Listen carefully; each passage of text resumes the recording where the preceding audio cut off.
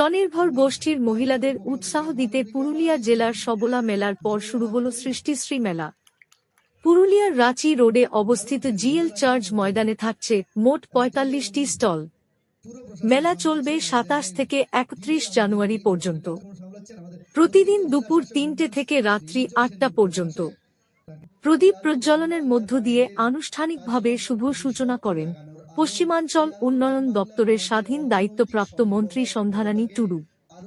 উপস্থিত ছিলেন অতিরিক্ত জেলাশাসক উজ্জ্বল সেনগুপ্ত, জেলা পরিষদের সভাধিপতি নিবেদিতা মাহাতো, নারী ও কল্যাণ দপ্তরের কর্মাধ্যক্ষ শিবানী মাহাতো, পুরুলিয়া পৌরসভার chairman Nabendu Mahali, vice chairman Mayuri Nandi, জেলা তথ্য ও সংস্কৃতি দপ্তরের আধিকারিক সিদ্ধার্থ চক্রবর্তী, জেলা পরিষদের কমেন্টার জয় ব্যানার্জি, পৌরসভার কাউন্সিলর দুর্বা দত্ত, বিভাস রঞ্জন দাস, সমাজসেবী সুমিত্রা সিং মোল্লা প্রমুখ। প্রতিদিন থাকছে বিভিন্ন সাংস্কৃতিক অনুষ্ঠান। পুরুলিয়া থেকে সিদ্ধার্থ সেনের রিপোর্ট, নজরে বাংলা। আপনারা জানেন যে এই মেলার গুরুত্ব কি জিনিস।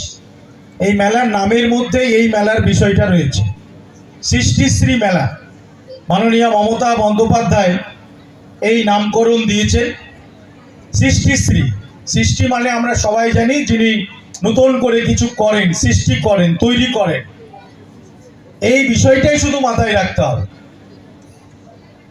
যে এই মেলা সৃষ্টিশ্রী যারা বিভিন্ন জিনিস সৃষ্টি করেন, যারা প্রোডাকশন করেন, যারা স্বনির্ভর দল, যারা হাতে তৈরি করেন, এই মূল বিষয়টা শুধু রাখতে হবে। আমি এটার উপরে জোর দিচ্ছি এই কারণে আমার যেটা অভিজ্ঞতা হচ্ছে বিভিন্ন স্টল দেখে, কিছুদিন আগে এখানেই মেলা হয়ে গেল স্বনির্ভর গোষ্ঠী স্বনিযুক্তি বিভাগে সবলা মেলা।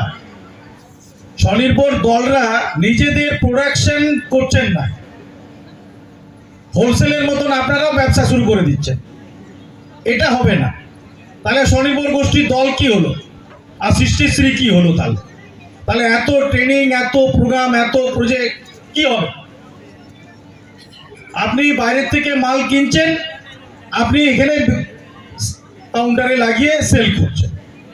এটার জন্য কিন্তু মমতা বন্দ্যোপাধ্যায় সৃষ্টিশ্রী মেলা করেন।